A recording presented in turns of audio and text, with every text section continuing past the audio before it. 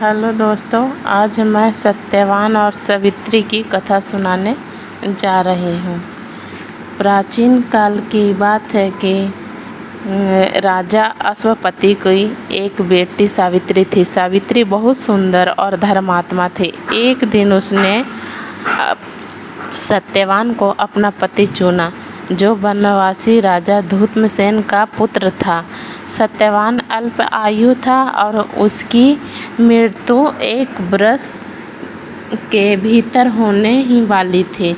यह बात देवर्षि नारद ने राजा अश्वपति को बता दी थी। सावित्री सत्यवान के साथ अपने अंधे सास और ससुर की सेवा करते हुए वन में रहने लगी।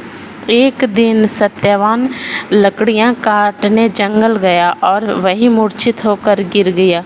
उसी समय यमराज सत्यवान के प्राण लेने सावित्री ने यमराज से सत्यवान के प्राण न लेने की प्रार्थना की, लेकिन यमराज ने उसकी प्रार्थना को ठुकरा दिया।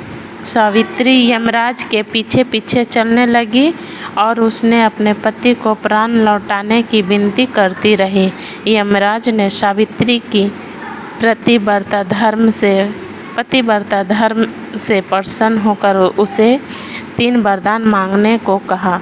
सावित्री ने पहला वरदान अपने सास ससुर की आंखें ज्योति मांग ली, दूसरा वरदान उनका खोया हुआ राज्य मांग लिया और तीसरा वरदान अपने पति की लिए 100 पुत्रों मांग लिया। तीसरा वरदान मांगते ही यमराज को समझ में आ गया कि सावित्री के पतिव्रत धर्म और प्रेम शक्ति बहुत महान है। उन्होंने सत्यवान को छोड़ दिया और सावित्री को अखंड सौभाग्य का आशीर्वाद दिया। तब से इस व्रत को वट सावित्री व्रत के नाम से जाना जाता है। महिलाएं इस व्रत को अपने पति की लंबी आयु और सुखद जीवन के लिए रखती है। व्रत कथा का महत्व। यह कथा पति पत्नी के बीच प्रेम, समर्पण और त्याग के महत्व को दर्शाता है। यह स्त्री के साहस और दृढ़ संकल्प की भी एक मिसाल है। यह कथा हमें सिखाती है कि प्रेम और पतिव्रत धर्म से किसी भी मुश्किल का सामना किया जा सकता है। थैंक यू, धन्यवाद। वट सावित्री व्रत में क्या खाना खाना चाहिए? 2025 को वट सावित्री का व्रत मनाया जाएगा। इस दिन सुहागिन महिलाएं पति की लंबी उम्र, अच्छी सेहत और रिश्तों में मजबूती के लिए उपवास रखती है। हर साल ज्येष्ठ मास की अमावस्या तिथि पर वट सावित्री व्रत रखा जाता है। इस बार ज्येष्ठ माह की अमावस्या तिथि 26 मई को दिन 12:11 पर शुरू हो रही है। इसका समापन 27 मई को सुबह 8:31 पर होगा। ऐसे में 26 मई 2025 को वट सावित्री पर्व मनाया जाएगा। इस दिन सुहागिन महिला पति की लंबी उम्र, अच्छी सेहत और रिश्तों में मजबूती के लिए उपवास रखती है। मान्यता है कि व्रत के प्रभाव से महिलाओं को अखंड सौभाग्य का वरदान मिलता है। इसके अलावा वैवाहिक जीवन में सुखमय बनता है।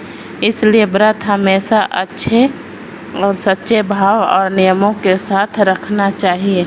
लेकिन क्या आप जानते हैं वट सावित्री के व्रत में किन चीज़ों का सेवन करना चाहिए? अगर नहीं तो आइए जान लेते हैं।